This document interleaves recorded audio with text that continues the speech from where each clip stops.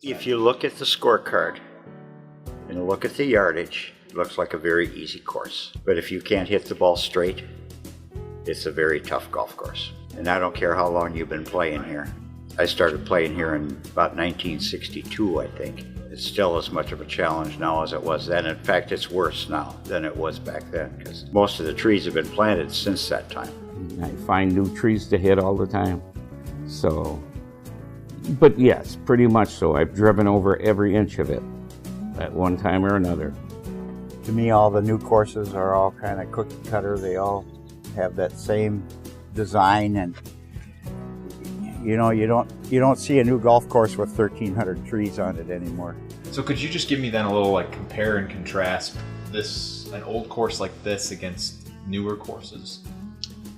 Well, they tend to have wider fairways, no trees. Probably the newer ones now have more sand, larger greens. For the most part, they're much more forgiving. And it's an old course design course, so the greens are extremely small by today's standard. We have a total of an acre, close to an acre of greens. Go somewhere else, you'll see the greens are twice the size of these greens or more. It's got a lot of character to it, I think. Every course has its fun. I mean, if you're a recreational player and not playing so much for being the best there is, then you don't care where you go. But if the best golfers want to go to the best courses, so. This is probably everybody's favorite hole on the course. It's a nice little short par 3. Our little par 3s. Tree surrounded, it's very narrow and tight, and when I do make a good shot there, I feel like it's satisfying enough that it was a good round. You don't have a lot of room on the other side of the creek, between the creek and the green, and you've got enough trees to make the shot a challenge.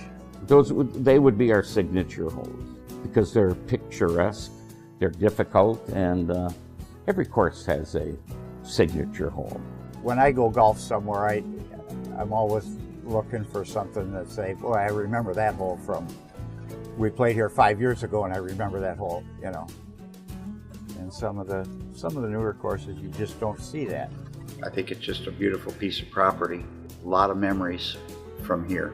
If you talk to some of the older people that, at one time our membership was about 330 memberships. The Columbus Country Club came about because of several business people in town, more well-to-do people, and they sold shares of stock for $100 each. So there was 100 shares at $100, or they raised $10,000.